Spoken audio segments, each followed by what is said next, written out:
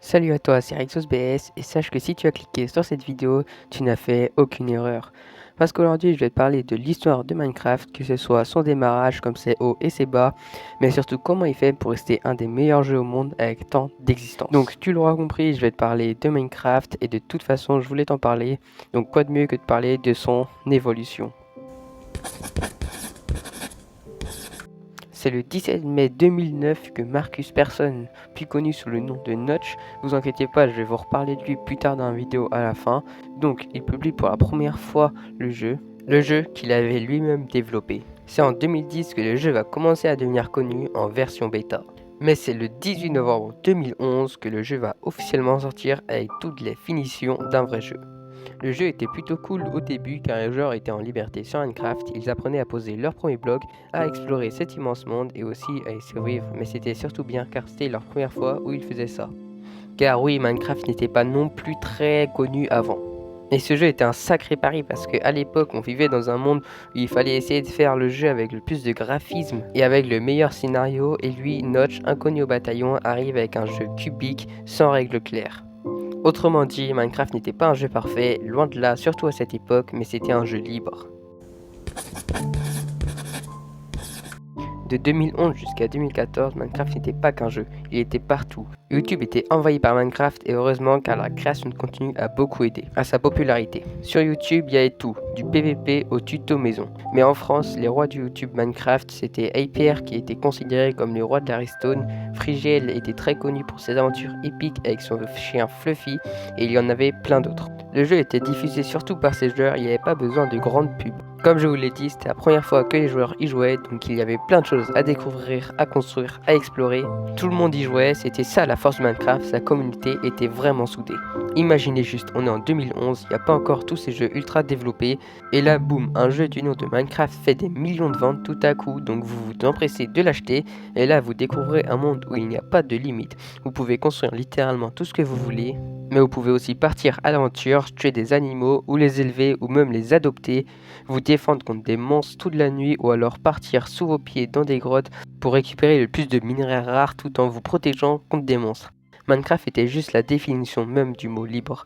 Le véritable pilier de Minecraft, c'était ses joueurs car ils pouvaient créer leur propre jeu sur Minecraft, ils pouvaient faire des modes de PVP, d'histoire, ils pouvaient créer de nouveaux mondes. Minecraft ne vendait pas la créativité, il la laissait s'exprimer. Le jeu n'avait même pas besoin de faire d'événements spéciaux car ses joueurs en faisaient tous les jours. Mais aucun âge d'or n'est éternel, Minecraft venait d'atteindre une limite d'utilisation du jeu très convoitée par certaines personnes et le jeu n'était pas prêt à ce qui allait lui arriver. C'est le 15 septembre 2014 que Microsoft rachète Minecraft. Et pour ceux qui ne savent pas, Microsoft est une entreprise américaine, une des plus grandes au monde qui est spécialisée dans le développement de logiciels, de matériel informatique et tout ça. C'est donc le 15 septembre 2014 que Minecraft se fait racheter par Microsoft pour la somme de 2,5 milliards de dollars. C'est énorme, oui.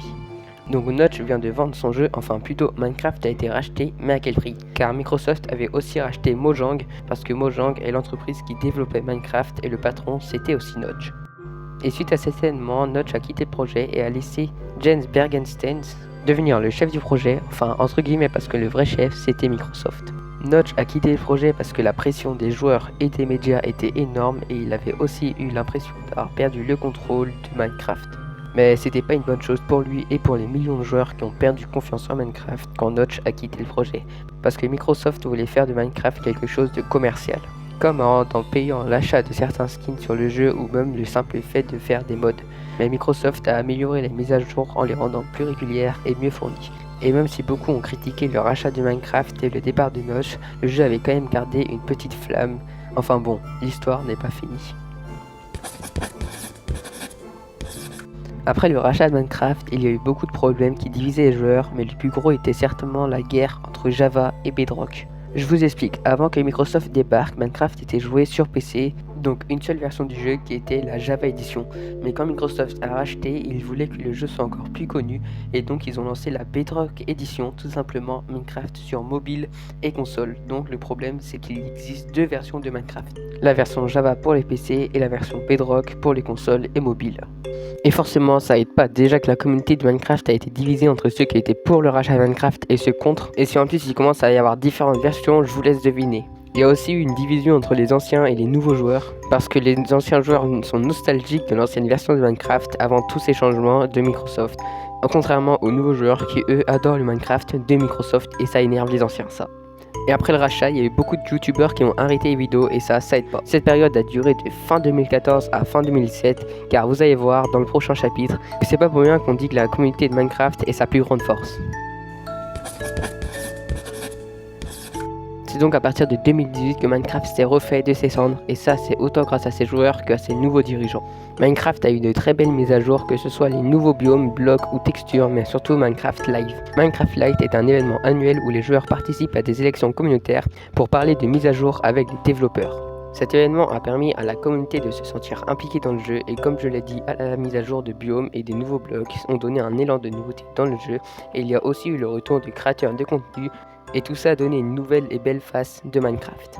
Jusqu'à aujourd'hui, le jeu se porte très bien, même s'il peut rester quelques désaccords entre certains joueurs, mais c'est pas pour rien que Minecraft est le jeu vidéo le plus vendu au monde avec plus de 350 millions d'exemplaires vendus dans le monde et des millions de vidéos faites par an. Et comme promis, je vous avais dit que je vous parlerais de la vie de Notch, le créateur de Minecraft. Marcus Alexej Persson, plus connu sous le nom de Notch, je sais pas si j'ai bien prononcé, mais on va dire que c'est bon, est né le 1er juin 1979 en Suède. Dès son plus jeune âge, il s'est intéressé à la programmation et aux jeux vidéo. Notch a travaillé dans différentes entreprises du jeu vidéo, mais c'est en 2009 qu'il consacre tout son temps au jeu Minecraft, un jeu libre et créatif, et en 2010, il sera fondateur de Mojang, le studio qui va encore plus développer Minecraft. Mais comme vous le savez, en 2014, tout est racheté et Notch se retire du projet car la pression était trop grande. Et puis, il avait quand même récupéré la majeure partie des 2,5 milliards de dollars du rachat de Minecraft et Mojang. Les joueurs étaient très déçus de lui, mais très reconnaissants tout de même, car c'est lui qui a créé la base de Minecraft. Suite à ça, il est resté très discret, seulement un peu actif sur Twitter. Enfin bon, merci d'avoir écouté la vidéo, je vous ai raconté la plupart des grandes choses qui se sont passées dans la vie de Minecraft et de Notch. J'espère qu'elle vous a plu et n'hésitez pas à liker et de vous abonner si c'est pas déjà fait. Et n'oubliez jamais, Minecraft, c'est nous.